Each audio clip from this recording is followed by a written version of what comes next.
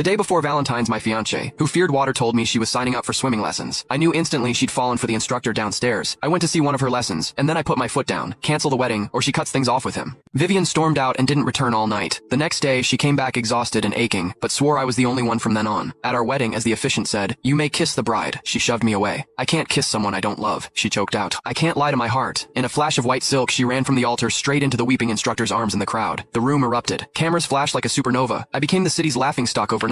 The top trending video was their passionate kiss at my wedding. My heart turned to ash. Since you chose to betray me again, don't blame me for burning your world down. Watching her run, the last ember of hope inside me died. I swept my arm across the champagne tower, sending a cascade of crystal and glass shattering to the floor. My voice was a blade of ice. "If you walk out that door right now, my family, the Blackwoods, and yours, the Crosses, from this day on, it is war." Vivian faltered, her eyes instantly welling with tears. "I'm sorry," she whispered, her voice carrying across the stunned silence. "But I can't betray my heart. I'll make it up to you someday." Within 30 minutes, the headlines were everywhere. Heiress Vivian Cross abandons wedding for true love. The internet comments were brutal. "Lo is this guy for real? Sounds like a villain from a cheap romance novel. Getting dumped is exactly what he deserves. If he's this arrogant in public, imagine what a monster he is in private. Someone should investigate the Blackwood family. Go Vivian. Women shouldn't be sacrificed for family alliances." In a flash, the Blackwood name became a joke, and Vivian, the architect of my humiliation, was hailed by the media as a modern heroine, bravely chasing her heart. I scrolled through the screen, my face a mask of stone. Then I saw her latest post, an apology statement. "While this decision has deeply hurt Donovan, I simply cannot accept a marriage without love to spend the rest of my life in a numb stupor. The fault is all mine. I beg you all not to direct your anger at him." The accompanying photo was of her, eyes swollen from crying. What truly stung was the cheap silver ring on her finger. It wasn't the one I'd given her. Then Dylan, the instructor, poured gasoline on the fire. "Vivian feels terrible. She's lost so much weight over this. You can't force love. I hope we can all still be friends." A laugh, raw and furious, tore from my throat. If she had been honest with me before the wedding, I would have let her go. I would have given her my blessing, but she hadn't. She chose this moment in front of the whole city to grind my family's dignity into the dust, and now she thought she could use public opinion to force my forgiveness. Never. "Get on the phone now," I snapped to my assistant. "Pull all Blackwood investments from Cross Industries. Terminate every single partnership. Then use every resource we have to fund their direct competitors. If the Cross family isn't bankrupt by the end of the year, I'll change my name." Sweat beaded on my assistant's forehead. "Mr. Blackwood." He ventured cautiously. "The public opinion is catastrophic for us right now. If we make a move like this, it could backfire." "Backfire?" I cut him off, my voice sharp as broken glass. "A backstabbing parasite who repays kindness with betrayal doesn't deserve to be taught a lesson. We'll make an example of the Cross family. Let's see who dares to challenge the Blackwoods after this." I rubbed my throbbing temples as memories assaulted me. Years ago, when Vivian's grandfather died suddenly, his illegitimate son had swooped in, poised to seize the family fortune. Vivian had knelt in a torrential downpour for a day and a night, begging for my help. "Mr. Blackwood, if you save my family, I'll do anything you ask for the rest of my life." In a moment of weakness, I had proposed a marriage alliance. She had agreed without hesitation. After our engagement, I kept my promise. I not only helped her reclaim her company and sent the illegitimate son to prison, but I personally mentored her, transforming Cross Industries from a small local business into a corporate titan. But slowly, things began to change.